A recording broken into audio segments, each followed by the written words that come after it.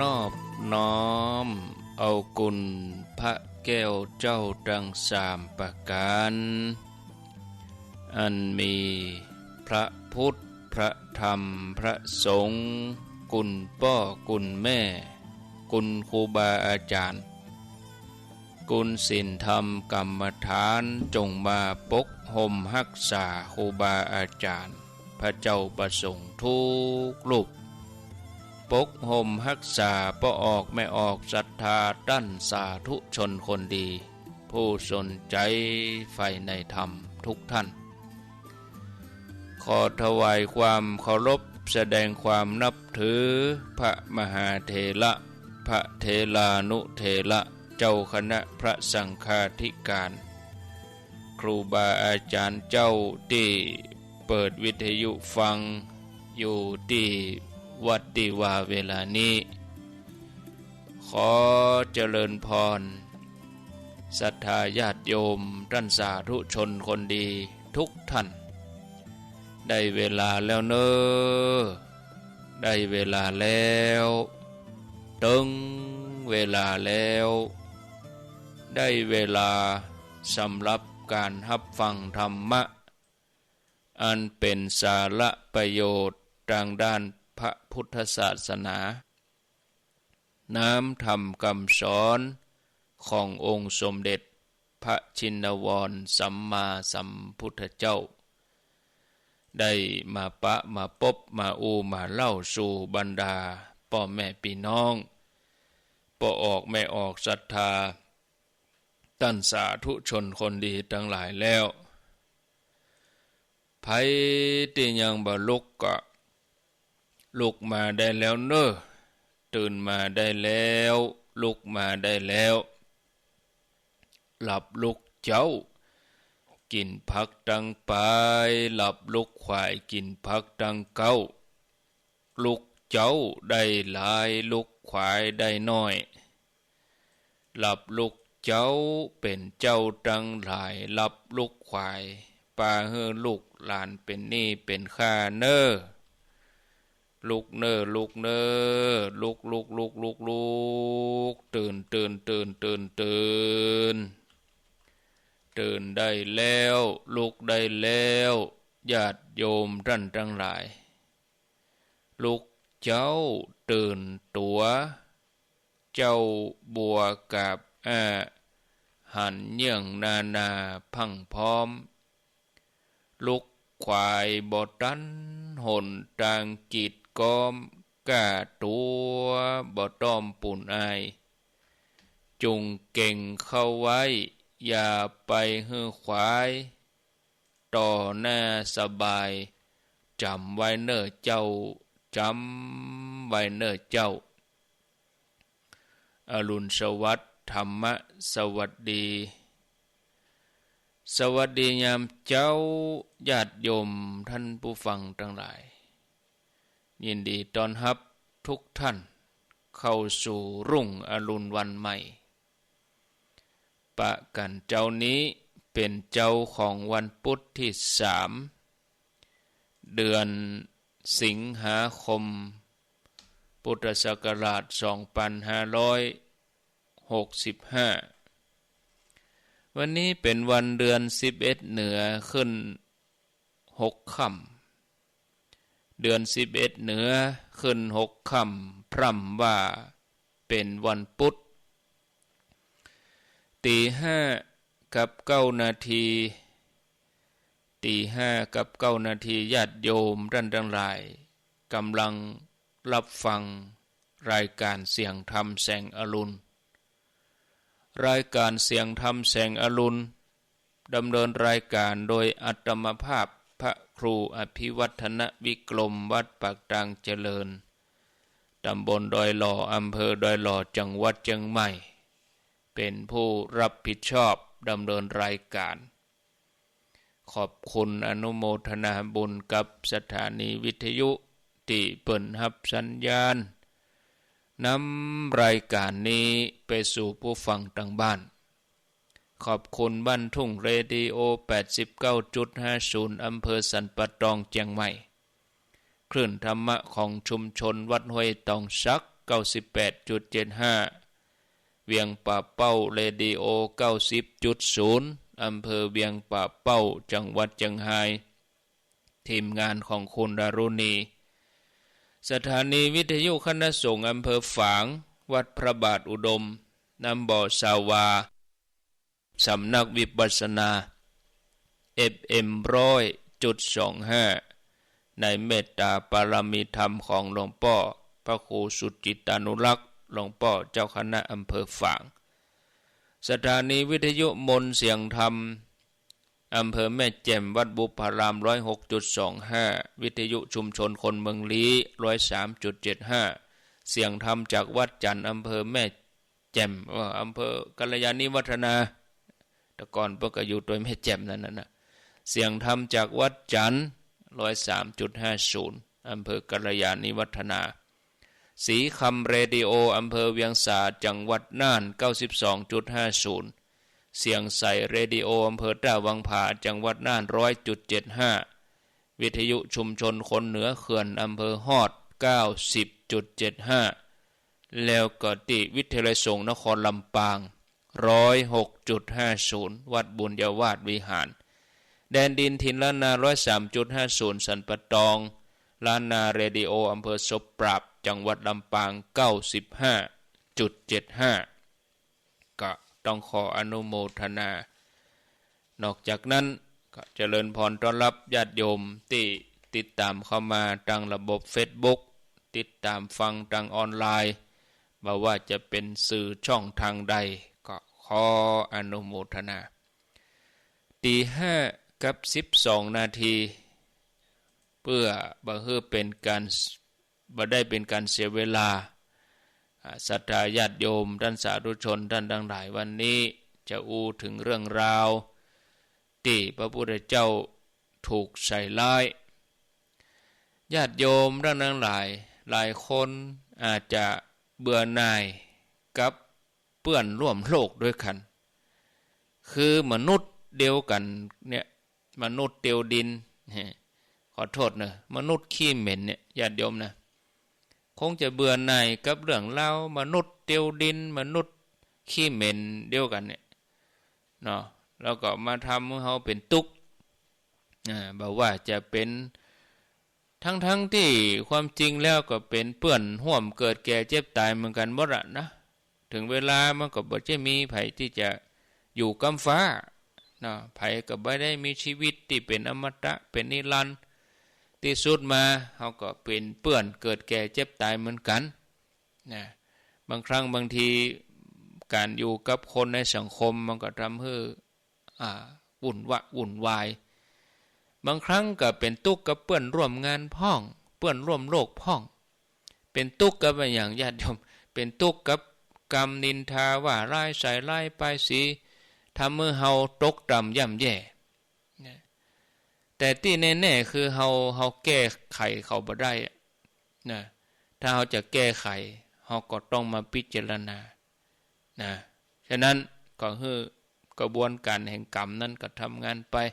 ครั้งสมัยพุทธกาลพระพุทธเจ้าพร้อมกับคณะสงฆ์ก็ถูกใส่ร้ายป้ายสีมาแล้วญาติโยมเรื่องราวเป็นอย่างไรเรื่องราวก็มีอยู่ว่าหมู่เดรัจฉีปริภาชก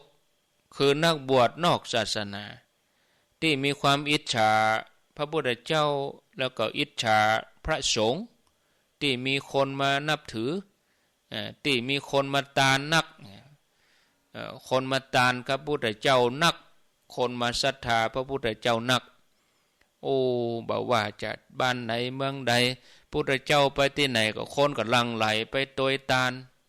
อาหารทั้งหลายมาถวายพุทธเจ้าถวายกับพระสงฆ์อย่างดีถึงวันก็ทำให้หมู่เดรัจฉีปริภาชกเนี่ยโอ้ลาภสักการะของเฮานี่หดหายเนี่ยเขาก็เลยจ้างวางแผนนางสุนทรีนางสุนทรีนี่เป็นคนงามคนดีระดับนางงามประกวดนางงามนี่คือได้ที่หนึ่งเป็นสาวงามหน้าตาดีเป็นที่ต้องตาต้องใจไผ่มหันต์เข้าใส่ก็เป็นที่หลงรักนางสุนทรี ซึ่งนางสุนทรีนี่ก็เป็นหมู่ของปริพชกเดลถีไปเลื่อมใสหมู่เดลถีเป็นสาวกของหมู่เดลถีหมู่เดลถีนี่ก็เลยให้นางสุนทรีเนี่ยไปใส่ลายป้ายสีพุทธเจ้าโดยวิธีการแต่งตัวให้งามๆแต่งตัวดีๆงามๆให้ไปในวัดช่วงแมลงทำทีทำท่าเดินตรงเข้าไปที่วัดพระเจตวันเมื่อมีไผมาถามนางสุนทรีว่าจะไปไหนก็ให้นางตอบว่ากำลังจะไปหาพระพุทธเจ้าพุทธเจ้าอยู่ในกุฏิปุ่นรอพุทธเจ้ารอฉันทั้งคืนโลเฮ้ว่าอย่างนี้ตึงวันแต่ที่จริงเนี่ยนางสุนทรีนี่บ่ได้ไปวัดพระเจตวันนะเพราะตั้งหลังวัดพระเจตวันนั้นเป็นสำนักของโมเดลถีการที่จะไปสำนักของโมเดลถีนี่คือต้องเดินผ่านวัดพระเจตวันไปก่อนนางก็ทำอย่างนี้ตึงวันนะทำให้เป็นตีต้องสงสัยแม่เจ้าลูกเจ้าขึ้นมานางสุนทรีนี่ก็ทำทีทำท่าเดินทางกลับบ้านคือเวลาเมื่อแรงเนี่ยเนาะญาติโยมคนเปิ้นเลิกจากวัดแล้วเปิ้นปิกบ้านแต่นางสุนทรีนี่เตียวเข้าไปผ่านวัดไปคนก็อีน้อยไปไหนจะไปวัดไปไหว้พุทธเจ้ากันมาทีนี้ที่จริงไปนอนบุญไปนอนที่สำนักหมู่เดลถีบุญตอนแม่เจ้าก็แต่งเตียวออกวัดมาคนเปิ้นไปตานหรอคนเปิ้นเข้าวัดไปนางสุนทรีก็เตียวออกวัดมาเขาก็ถามไปไหนมาก็ไปนอนในวัดเนี่ยกะแต่งทำเสื้อผ้าขาดลุ่งลิ่งฉันกำลังปิกจากการนอนวัดมาปิกจากกุฏินะหลังจากเมื่อคืนนี่ไปนอนในวัดบ่าอย่างนี้ทำอย่างเงี้ยญาติโยมทั้งหลาย2 วัน 3 วันติดต่อกันบอกกองวันที่4ที่5หมู่บรรดาปริพชกเดลถีก็ไปจ้างนักเลงขี้เมาจ้างสตางค์มันตวยแล้วก็มันเมาตวยแล้วก็ไปฆ่านางสุนทรีด้วย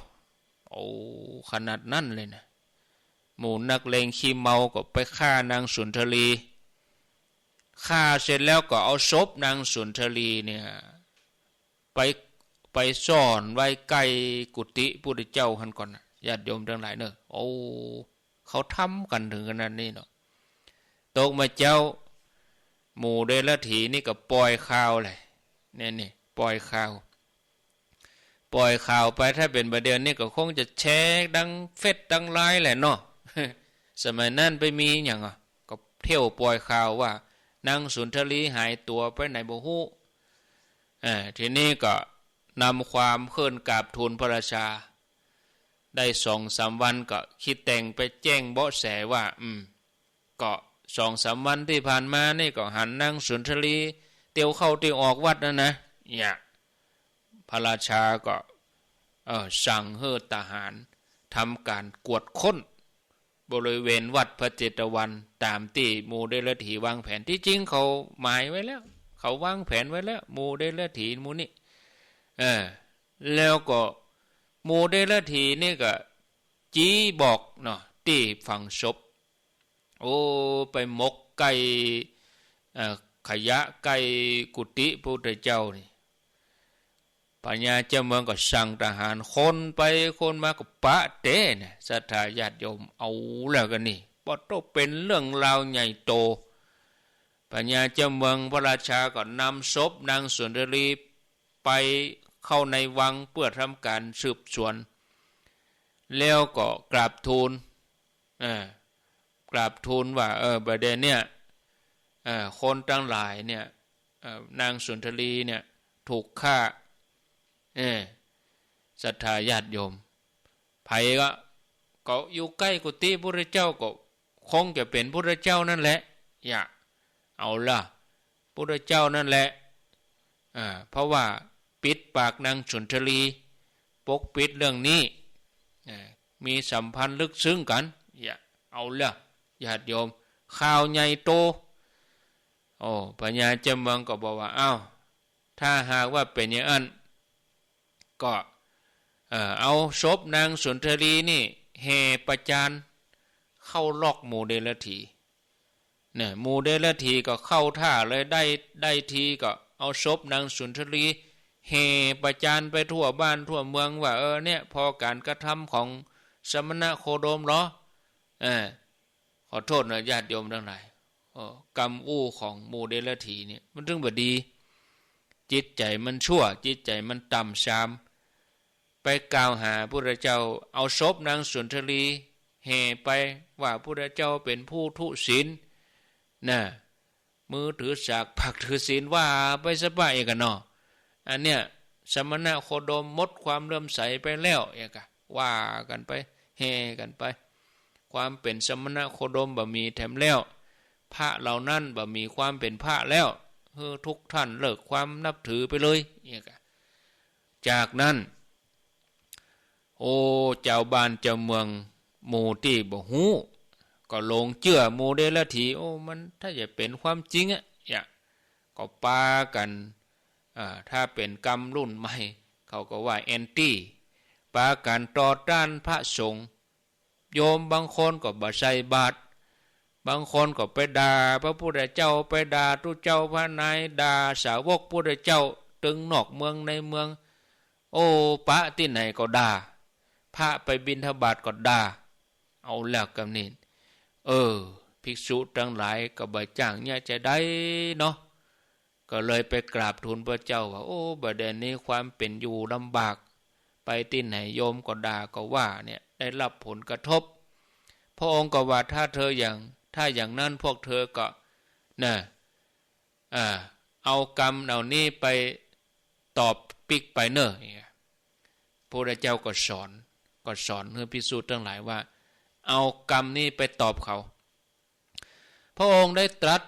ปรากฏในธรรมบทนะเป็นคาถาในธรรมบทแปลออกมาแล้วเนาะแปลออกมาแล้วเปิ้นว่าคนที่ชอบกล่าวกรรมบ่จริงหรือว่าคนที่ทำชั่วช้ากล่าวหาต่างก็ต้องตกมรณก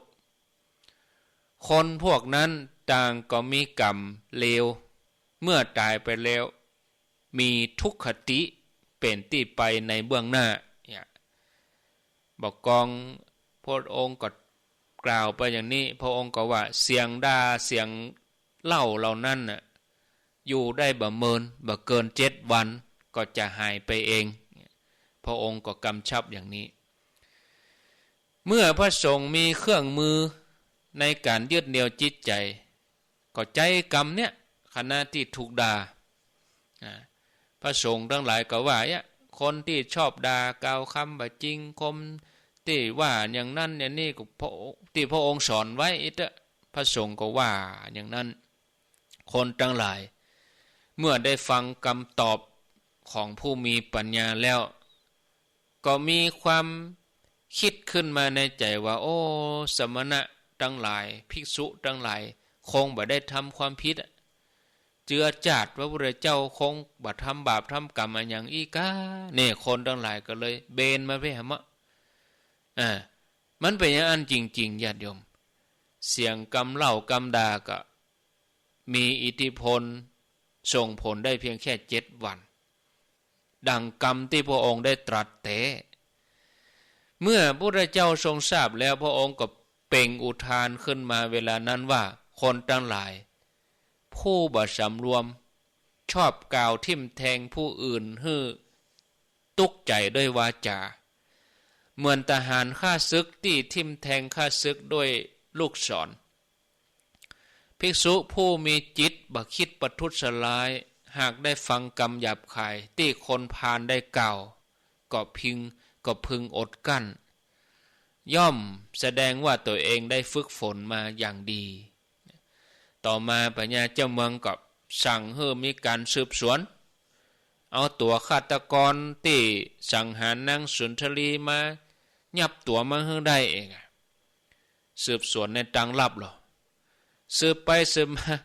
หมู่ขี้เหล้านี่มันขี้อู้หรอนักเลงมันอู้ไปก็ขอโทษนะ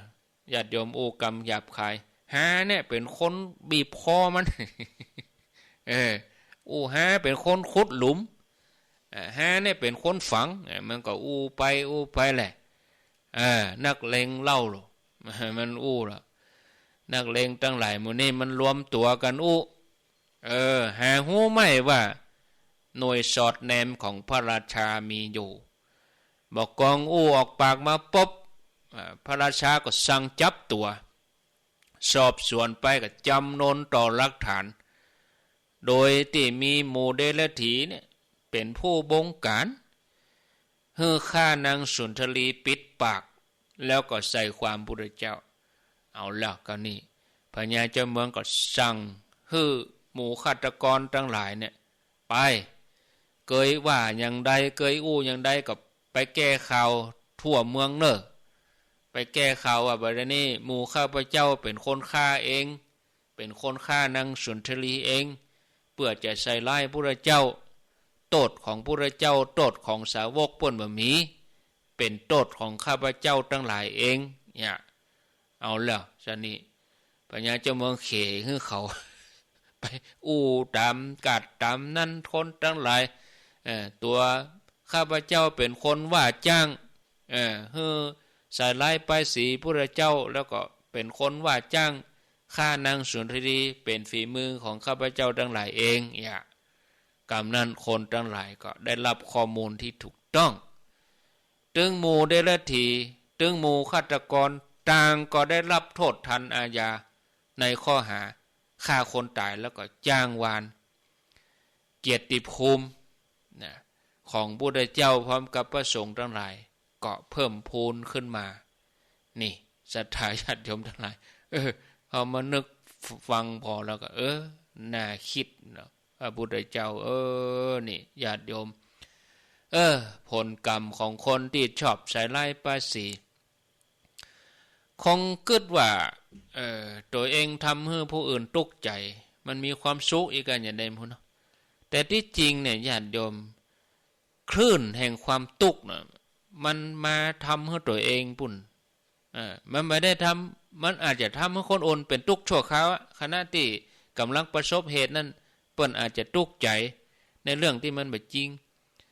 ทีนี้เรื่องมันจริงขึ้นมาแล้วความทุกข์ใจเหล่านั้นมันก็ย้อนไปมาหาตัวมันก็ญาติโยมเนาะอันนี้มันก็ส่วนหนึ่งญาติโยมทั้งหลายอันนี้ก็ขอแจกแจงเป็นข้อผลที่อาจจะเป็นไปได้ข้อที่หนึ่งถ้าว่าคนถูกใส่ร้ายเปิ้นเป็นคนมีศีลอย่างเฮาไปกล่าวไปว่าตู้เจ้าพานให้หรือว่าพ่อแม่คนอื่นที่เปิ้นสูงกว่าเฮาเปิ้นมีกำลังศีลสูงกว่าเฮาเปิ้นมีสัจจะวาจาสูงกว่าเฮาซึ่งเฮาไปอู้ไปกล่าวกรรมบดีมันเป็นความจริงกะแต่ศีลเฮาก็ผิดแล้วมันก็ญาติโยมเนาะฉะนั้นผลก็คือจะทำให้เฮาเองเนี่ยจะได้รับผลเท่าทวีคูณนะคือได้ผลจากที่เฮาทำให้เปิ้นไปคูณขึ้นไปหลายเท่าในเวลาที่รวดเร็วแล้วก็กรรมมันก็จะตันตาเนื่องจากว่าไปสลายไปสีเปิ้นบางทีบางครั้งช่วงขณะที่ทำนั่นก็ทำด้วยสะใจทำด้วยความขนองปากหลงพิษไปประกอบกับอคติคือว่าชอบเปิ้นบ่ชอบเปิ้นหลงเปิ้นโกรธเปิ้นเนี่ยคือโทสะรุนแรงทีนี้ก็เมื่อตัวเองเกิดมีความโมหะหลงมีโทสะรุนแรงก็ได้โทรโขง ได้โทรโขงก็คือได้กระบอกเสียงก็ขยายออกไปกว้างออกไปแหมกะคือบ่ได้ระมัดระวังอันนี้ก็จะเป็นผลติดตัวเก่าเป็นตราบาปเป็นมลทินนอกจากจะติดจัดนี้แล้วก็ยังจะติดไปถึงจัดหน้าตัวอันที่สองก็จะทำให้ตัวเองเป็นคนปากเหม็นนะเป็นคนมีปากเหม็นเป็นคนที่มีกลิ่นตัวอันนี้โทษสถานเบาที่สุดก็คือเวลาอู้อันอย่างไผก็บ่เชื่อละเนี่ยเพราะความไร้ขาดเพราะมันจะแสดงออกมาสีหน้าแววตามันจะมีอันอย่างออกมาหรอเพราะว่าเพิ่นต้องว่า เสแสร้งมายาแม้แต่บุญที่ตัวเองทำไปเนี่ยมันก็ไม่สามารถจะแก้ไขสามารถจะทำให้ตัวเองปากหอมกายหอมให้มีกิริยาหน้ารักหน้าอินดูมันใจนะชอบใส่ร้ายคนอื่นอย่างต่อเนื่องมาหลายเดือนหลายปีนะสิ่งเหล่านี้มันก็จะเปลี่ยนไปละภาพลักษณ์ของตัวเองที่เป็นคนดีภาพลักษณ์ที่ตัวเองเป็นคนมีศีลมีธรรมมันก็จะเปลี่ยนไปตรงกันข้าม3เป็นผู้ที่มีกำอู้ที่ขาดน้ำหนักคือไปเจรจาอย่างก็ไผ่มันขาดน้ำหนักไปถึงจะมีความโลยถึงจะมีความหู้ถึงจะมีอำนาจล้นฟ้าแต่ว่านิสัยใจคอที่ชอบทะเลทลายนิสัยที่ชอบไปใส่ร้ายป้ายสีคนอื่นทั่วไปเนี่ยก็ทำให้ตัวเองขาดความเชื่อถือแม้แต่อู้เรื่องธรรมดาไผก็บ่เชื่อบางทีอู้เรื่องจริงแต่คนก็เลยมันเชื่อไปอย่างนี้เป็นต้นแล้วก็อันที่4เบื้องหน้าหลังจากละจาก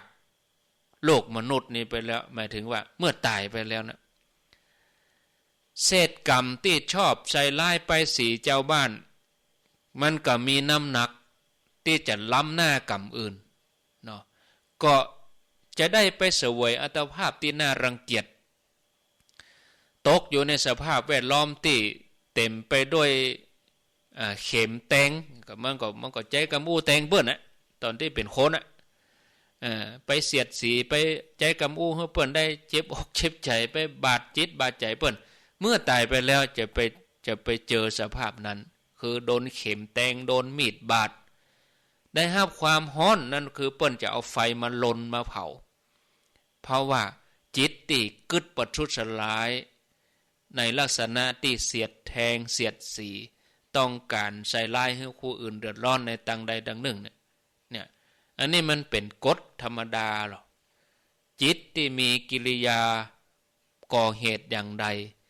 ก็เท่ากับไปยึดภพภูมิแห่งความที่ตัวเองจะต้องไปปะภพภูมิที่ตัวเองจะต้องได้รับผลเนี่ยเมื่อเฮาฮู้4ข้อที่ว่ามาแล้วเนี่ยญาติโยมเนาะอันนี้มันเป็นผลที่ว่ากันตามหลักการนะส่วนของจริงที่จะได้รับโทษมากกว่านั้นก็คือมันมีรายละเอียดปลีกย่อยเนาะอย่างยกตัวอย่างประพฤติอันอย่างมันบ่มีฮิริโอตปะนะฮิริโอตปะแปลว่าฮิริความละอายโอตปะความเกรงกลัวคือว่าขาดหลักธรรมขาดสติมายับยั้งใจเฮาอู้ออกไปเฮาจะอายกับอู้ต่อเก่าเฮาก็เฮาอู้ออกไปเฮาจะกลัวต่อเปิ้นจะฮู้กะ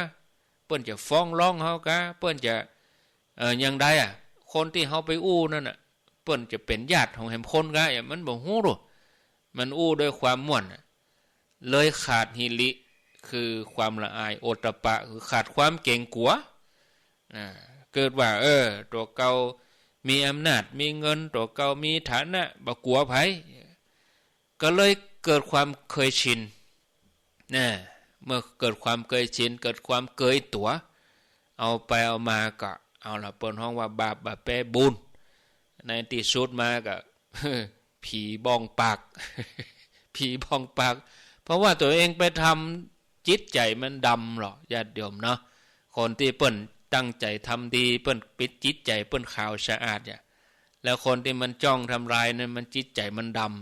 ำทีนี้ญาติโยมถ้าไผไปใส่ร้ายอย่างพระพุทธเจ้าที่ได้ยินเล่าแต่เกี่ยคนที่เปิ้นมีคุณธรรมสูงกว่าเฮาที่ครูบาอาจารย์พระสงฆ์ยังได้ก็จ้างเปิ้นนึงว่าบ่นับเข้าก็นับ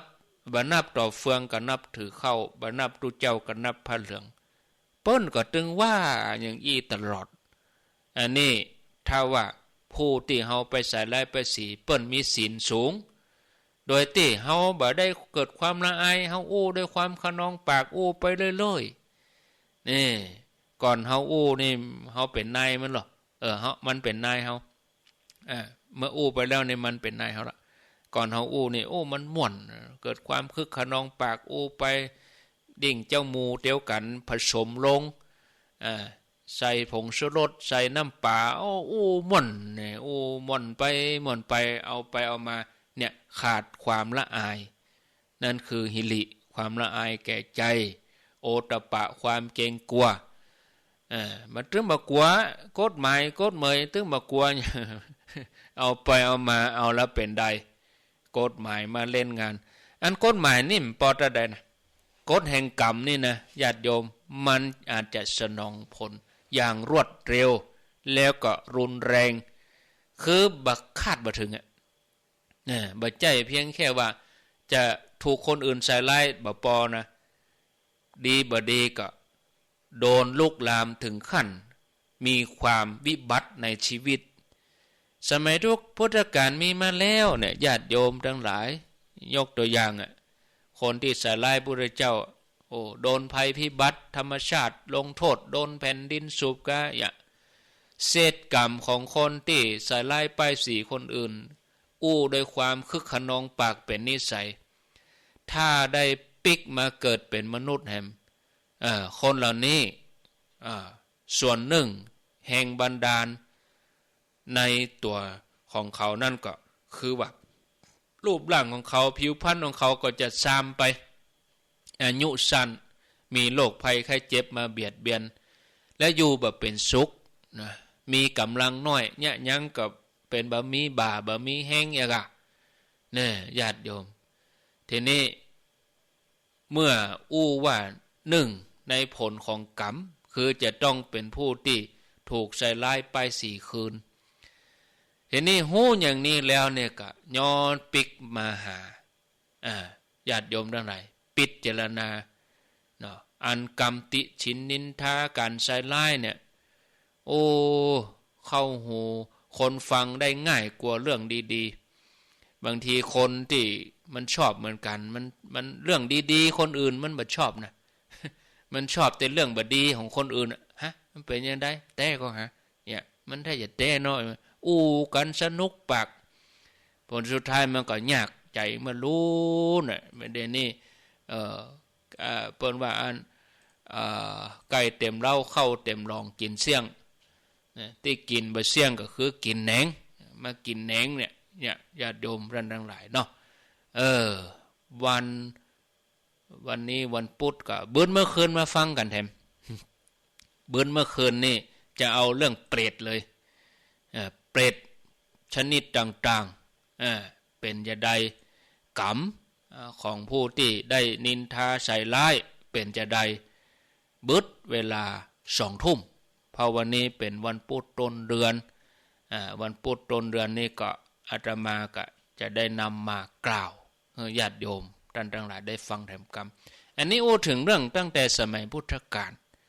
แล้วก็อู้ถึงเรื่องกรรมเรื่องเวรมันมีจริงถ้าเฮาว่าเฮาบ่เชื่อบาปเชื่อบุญอันเนี้ยมันจะฮื้อผลอย่างลมเนี่ยเฮาว่ามันมีลมบ่มีแต่ว่าเวลามันปัดเฮาก็เย็นแดดนี่เฮาหันตะวันมันมีแสงแต่ว่าเวลาเฮารู้สึกร้อนเนี่ยเฮาสึกร้อนมันร้อนเนี่ยแล้วมันมีไหนขึ้นความร้อนมันมีไหนมันจะลอยมาหรอมันเหมือนเดียวกันบาปกับบุญบาปมันบัดลอยมาบุญมันมาบาปมามงก็จริงนะแต่มันฮื้อผลเนาะศรัทธาญาติโยมฉะนั้นควรเลี่ยงเห็นเนอะเลี่ยงเหียถ้านึกได้กึดใจได้ก็เลี่ยงเหียยิ่งบัดเดียวสื่อสารเนี่ยบอกว่าโซเชียลบอกว่า Facebook บอกว่าไลน์หมู่เนี่ยญาติโยมมันอันตรายนะบางทีเฮาไปพิมพ์ลงไปแล้วมันแก้ไขแล้วยากนะมันลำบากมันลูนมันฐานความผิดมันมีโลบางทีบัด3บัด4เฮาพอกหันนั่นน่ะ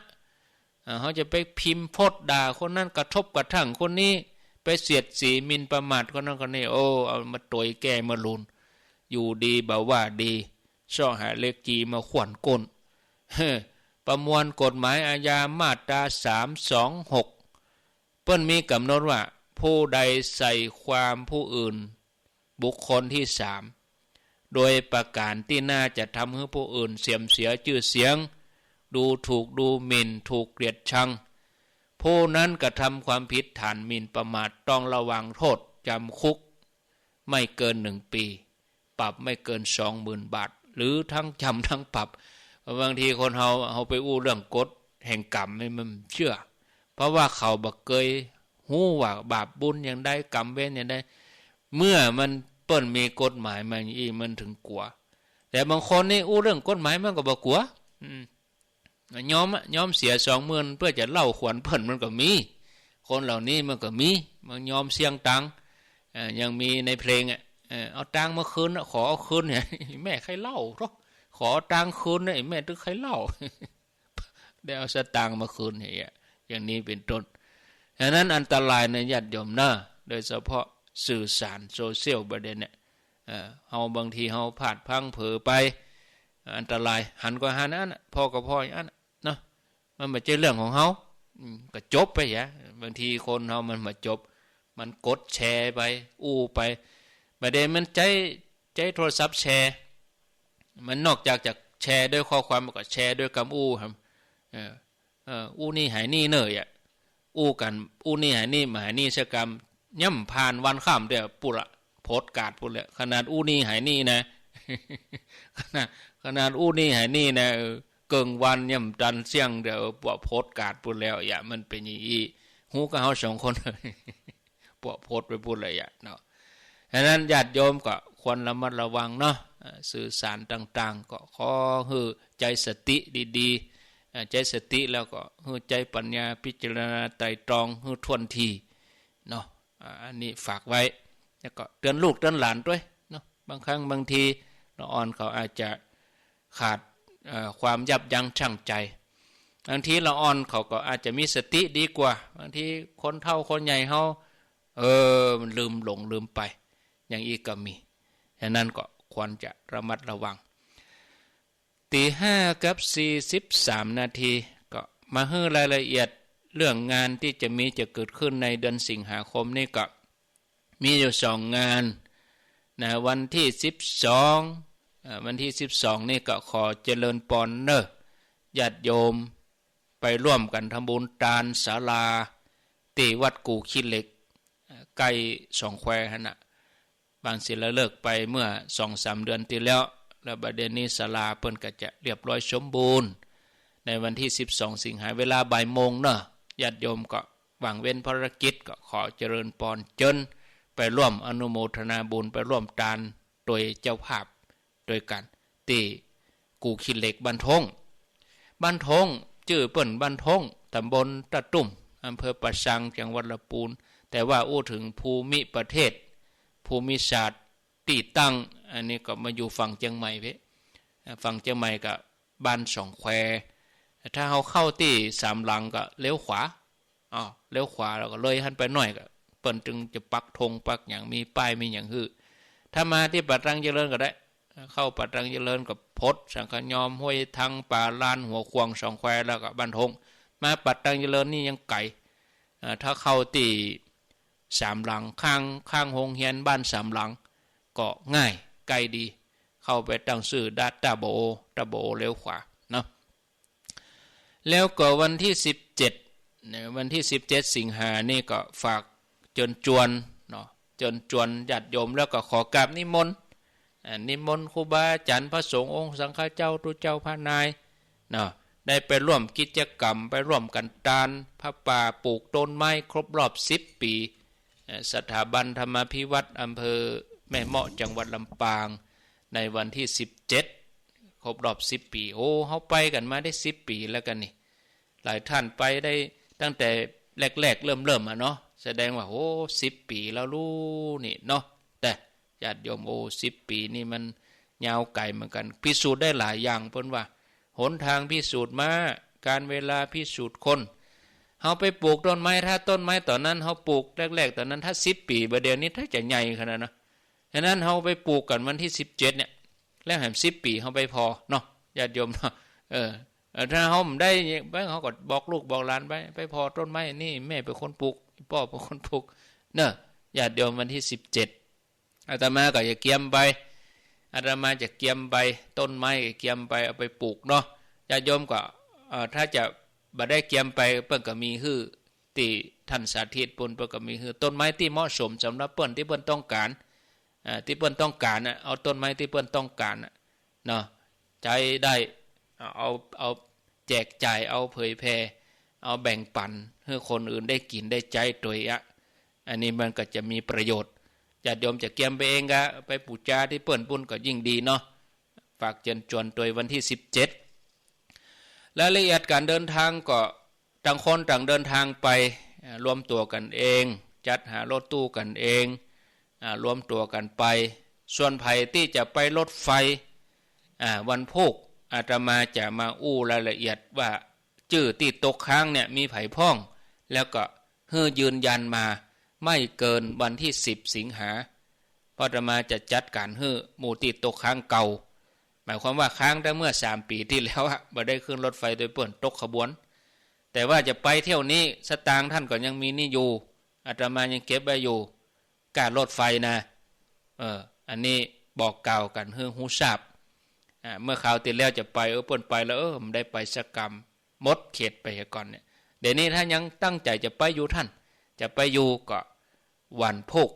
เวลา 5:00 ปลายอาตมาจะมาให้รายละเอียดเนาะแล้วส่วนรายใหม่แม่ใครไปรถไฟน่ะก็ให้ไปติดต่อเองไปซื้อตั๋วรถคนเดียวแล้วอาตมาไม่ได้ไปดูแลบ่ได้ไปห้องว่าบ่ได้ไปเอาใจใส่ดูแลอย่างเน้อแล้วจะไปน้อยใจนะไม่น้อยใจนะโอ้อาจารย์บรรยงประกาศเพิ่นขึ้นรถไฟแล้วตัวเก่ามีไหนละเพิ่นนี่บ่ใจอย่างอันเน้อ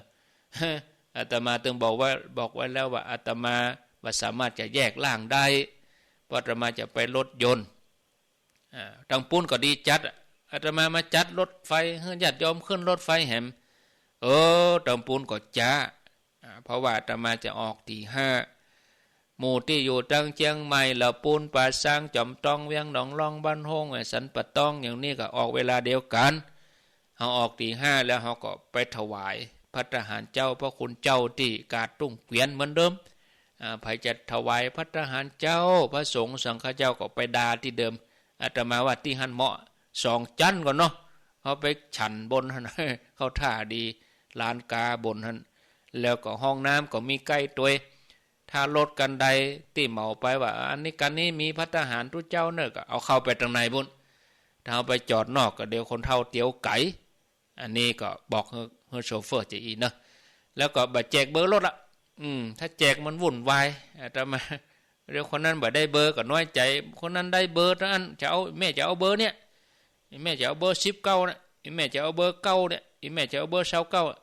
ก็เบอร์19มันมีเบอร์เดียวแล้วก็คนจะเอาเบอร์19มี3คนเนี่ย ก็เลยมีปัญหาเอาไปมากับตามใจเถอะ ก็บ่แปลงไปแล้วเนาะบ่เอาเบอร์ละประชาธิปไตยก็ตามใจท่านตามใจท่านเขาแต่ถ้าเขาจะไปเองเขาก็ล่วงหน้าไปก่อนเลยตามใจท่านฮุตี้นะถ้าบุฮุตี้ก็ไปด้วยกันมันสบายดีอย่างเงี้ยอาตมาเขาก็จะไปอยู่ที่หั่นสัก40 นาทีฉันเข้าเรียบร้อยโชเฟอร์กินข้าวเรียบร้อยเก็บครัวเก็บอย่างก็ไปนะสะดวกสบายอย่างนี้เนาะส่วนเรื่องอื่นนั่นก็วันพุธก็มาอู้กันวันน้อยก็เชิญชวนเนอโดยเฉพาะพี่น้องทางลำปางนะจะว่าไปแป้ก็ไก่เดี๋ยวนี้ลำปางก็ใกล้ฮะนะเป็นเจ้าภาพเนอะพี่น้องลำปางบอกว่าจะอยู่อำเภอไหนอำเภอเมืองอำเภออย่างกับลูกอำเภอเมืองลูกที่อันมากับมาแม่เหมาะกับไม่ใช่ไก่เนาะพี่น้องทางเมืองฝั่งพวกกันยังจะไปเมียงเป่าพวกกันยังจะไปด้วยรอไปเนาะลูกแถวด้วยรอสันปะตองจอมตองพวกยังกับปั่นกันไปเนี่ยนี่เฮาอยู่ใกล้หั่นเฮาก็ไปแอวอย่างน้อยก็ให้กำลังใจพระคุณเจ้าที่เพิ่นทำงานพระสงฆ์ที่เพิ่นนักพัฒนานักทำงานเพิ่นก็จะได้มีกำลังใจให้ธรรมะกับหมู่เฮาไปมนๆทุกสิ่งทุกอย่างเนี่ยคือกำลังใจเฮาคนทำงานเหมือนกันตัวเจ้าตัวศรัทธาตัวก็บ่ควรที่จะไปบั่นทอนกันนะอันยังก็จ้างเด้อญาติโยมมันบอกควรจะไปบั่นทอนกำลังใจกันสักหน่อยคนทำงานนี่เฮาต้องให้กำลังใจกันกะตัวเจ้าเนี่ยกลัวเขาจะได้ตัวเจ้าตนหนึ่งมาเนี่ยมันไม่ใช่สักเล็กสักน้อยนะ กลัวพ่อแม่เปิ้นจะอนุญาตให้มาบวชกลัวเปิ้นจะอยู่วัดจนอายุจนได้ปั้มเป่งบารมีมันถึงขนาดนี้แล้วหมู่เฮาเป็นคนพุทธมือเดียวกันแล้วไปมาบั่นทอนจิตใจกันนี่นะอย่าไปเป็นพุทธซิเลนเนอะเป็นพุทธก็คือเป็นพุทธแท้ๆคือตื่นคือเบิกบานแท้ๆอย่างบางสิ่งบางอย่างเฮาก็ควรจะไตร่ตรองควรจะพิจารณาเปิ้นหรือว่ากรองหลายๆชั้นเปิ้นถึงแปลงหูไว้ฮื้ออันนี้ใส่ตุ้มหูใส่บดายจ้างก็ใส่กับเพชรกับสร้อยกับทองแต่บ่ได้ไตร่ตรองหูมี2หูเอาเข้าถึง2หูเ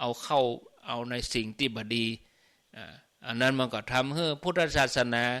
เสียหายนอกจากพุทธศาสนาเสียหายก็ทำให้พระสงฆ์องค์สังฆเจ้าเพิ่นหมดกำลังใจเมื่อหมดกำลังใจก็หมู่เฮาอยู่ไปก็ไล่บ่อยออกปากันออกวัดไปเห็นหมดใหญ่ๆแล้วจะไปไหว้ไปสาอย่างที่ไหน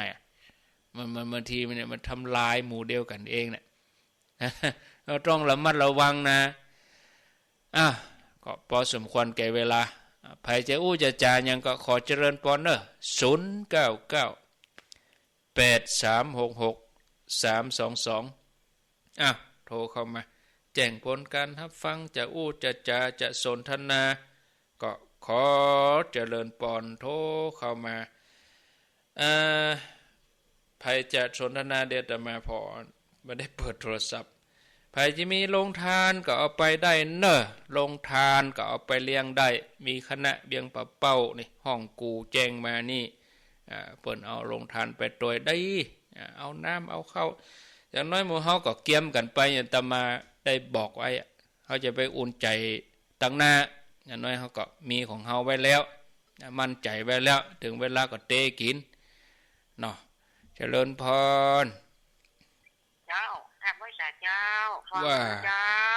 ฟังเป็นประจำนะเจ้าอยู่ที่ไหนแม่แหวงเจ้าแม่วางเจ้าอนุโมทนาเนอะเจ้าสาธุแม่วางนี่ก็ถ้าจะฟังที่ของปอดมเนาะก็ว่าฟังที่หงวัวก็ฟังได้หลายคลื่นหลายช่องหาถึงปะเจริญพรภาษาข้าท่านอาจารย์ป่อบุญธรรมสังคำฟันที่เล่านี่ผมใจว่าดีนะเนาะดีอยู่เนาะเพราะได้ความจริงจังมาแน่เนาะคิดเรามาคิดอุ้ยผมปรากฏเนาะไปได้ยับไปได้ยับได้วะแม่เนาะแต่ว่าดีก็ดีอยู่เนาะดีบางส่วนบางอย่างเนาะได้คดีคลี่คลายเลยครับมันก็เสียย้อนเล่าถ้ามันหมอเล่ามัน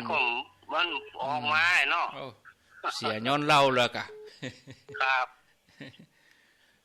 บัดเตะต้องได้นะดีที่สุดเนาะครับบัดเสียเงินด้วยบัดเสียชื่อเสียงด้วยโมทนาไว้สาธุ0998366 มีเข้ามาจะจะแจ้งผลการรับฟังก็เหลือเวลาอีก6 นาทีถ้ามีก็โทรเข้ามาจะสนทนากัน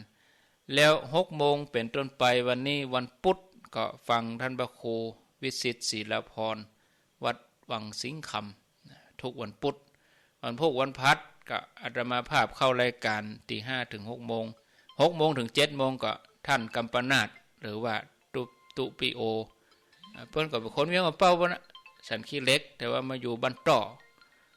เมืองลังทุกวันพัดก็นิมนต์เปิ้นแทนท่านมหาสมชาติวัดหนองยาวเปิ้นบ่ค่อยสบายวันนั้นที่6นี่จะไปแวะแอวหาเปิ้นก็มาเพราะอาตมาจะไปที่สันต่อวันที่6นี่นะ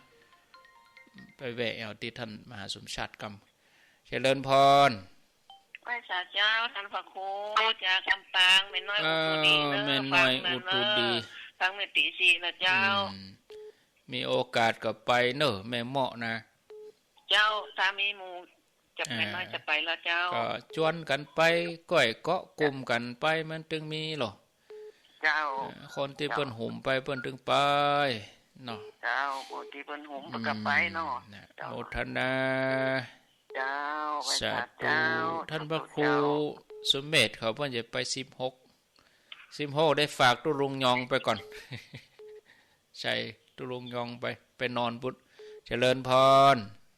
เจ้าไว้เจ้าจากที่ไหนฮะอ๋อแม่บุญปันเขามีโต๊ะค้างอยู่นะเขาไปแล้วเจ้าเขาจะไปรถนี่แล้วเจ้าไปรถยนต์กะเจ้าน่ากะมีชื่อนี่อยู่โต๊ะค้างเนี่ยแม่บุญปันทิพยะเนี่ยโต๊ะค้างได้3 ปีแล้วเนาะเจ้าไปแล้วเจ้าจะเอาลูกเจ้าเดี๋ยวจะเล่าให้ฟังคำว่ารถไฟนี่นะเจ้าโอ้ท่านแน่เนอะเจ้าอาตมาเขาคือว่าคนเฒ่าตอนนั้นตื่นเต้นเนาะไปตอน3 ปีที่แล้วโคตรได้ขึ้นรถไฟเพิ่นบอกว่ารถไฟจะออก7 โมงคนเฒ่าไปตี 5ไปอยู่หั่นก็เป็นบ่หลับบ่นอนมอกละอ่อนจะไปวันเด็กนี่กะกำนั้นหิวแหละเท่าหิวกะได้ขึ้นรถไฟ7 โมงกว่ารถไฟจะออก8 โมงไปถึงธรรมาภิวัตรปุ่นเตี้ยงว่านั่นกั้นถึงเข้าไงกั้นถึงเข้าตอนเพื่อไปถึงธรรมาภิวัตรเปิ้นเลี้ยงโรงทานหมดแล้วจบข่าวแล้วก็โตมันอย่ามาฮ้อนนะท่านนี่หรอนั่งรถอย่ามาฮ้อนแต่ฮ้อนว่าก็จื้อมันดึงว่ารถไฟยังบ่ไปรถน้ำมันอันนี้เป็นประสบการณ์นะจอดกู้ด่านน่ะโธ่ก็เดี๋ยวก็จอดอะไรอย่างสถานีสารพีจอดหั่นไปมะกระลึกตึกตักกระลึกตึกตักจอดสถานีแม่ทาจอดหั่นมะไปให้มะกระลึกตึกตักสถานีขุนตาลเนี่ยไปจอดไปตี้อ่ะโคกล้าลูกเชียงใหม่ไปลำปางเลยเกิงวันน่ะพุ่นละญาติโยมแล้วนะคนด้วยวันนี้ก็นั่งกันบ่เท่าเลยไปเล่นกันเป็นม่วนกันไปเหี้ยแต่คนที่เพิ่นบ่เคยไปเพิ่นก็ไปนั่นนะก็บ่ว่ากันถ้าเฮาสัมผัสธรรมชาติดีเหมือนกันเด้อมันตอนลอดถ้ำขุนตาลมันก็ม่วนดีมันไปอย่างนะพอข้างตางมันก็ม่วนไปอย่างถ้าเฮาบ่คิดอย่างนักนะบ่คิดอย่างนักเฮาก็อาตมาเตียวไปเตียวมาหรอตั้งแต่ตู้แหลกเตียวไปตักศรัทธาไปกูดจนถึงลำปางแล้วนะกันไปม่วนนั่งรถไฟครั้งหนึ่งในชีวิตจะนั่งก็ได้นะ0998366322มีเข้ามาใครจะจะจ่าสนทนาครั้งแหมสัก2 ท่าน2 สายเจริญพรจากทางใดเมืองฝางเจอมาจากจริงเมืองฝางเจอเมืองฝางกะ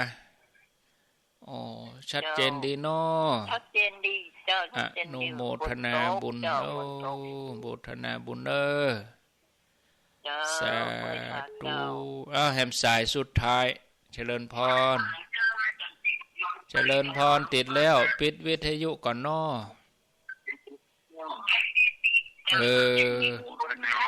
ทำไมไม่ปิดวิทยุเจริญพรปิดวิทยุก่อนไปจ่ายเจ้าท่านไปเมาฟังวิทยุเนี่ยหยังฟังโทรศัพท์นี่กะอยู่ที่ไหนอยู่ตานาดูตำบลวังเงินอำเภอแม่ทะจังหวัดลำปางอำเภอแม่ทะเนาะเจ้าฟังขึ้นบรรยากาศเนี่ยท่านดีแล้วฟังกันไปม่วนอกม่วนใจเจ้าเห็นดีนะเจ้าโมทนาเจ้าสาธุยอมทุกท่านนะทุกคนโดยถ้าโทรมาต้องปิดวิทยุเนี่ยเจริญพรสายสุดท้ายนั่นนี่แม่มหลายเจริญพรปิดวิทยุเหี่ยกำปิดวิทยุเหี่ยปิดวิทยุก่อนปิดวิทยุฟังกับโทรศัพท์สถาตำบลบางขุนหวานเจ้าบางขุนหวานไปตัวอย่างใดตัว1 กันรถตู้ก็ว่าไปตัวรถไฟอันละ ต้นไปปลูกป่าอีกจ้ะมันพูกมาฟังรายละเอียดประเด็นนี้จะไปอย่างไรไปรถตู้กันกะก็ว่าจะรถตู้แล้วไปที่วัดจ้ะไปวัดไหนวัดไม่เหมาะจ้ะวันพูกมาฟังรายละเอียดเด้อวันพูกนะค่ะเนาะค่ะสาธุอินดูเปิ้นขอโทษเนอะจะเป็นต้องตัดบทไปเนาะก็มาอันก็จะสื่อสารกันลำบากวันพูกมาให้รายละเอียดเนอะใครจะไปก็วันพูกก็อาตมาก็จะจดชื่อละบ้านนั้นรถกี่กันบ้านอย่างรถเดี๋ยวนี้มีมาคุณบ้านด้วย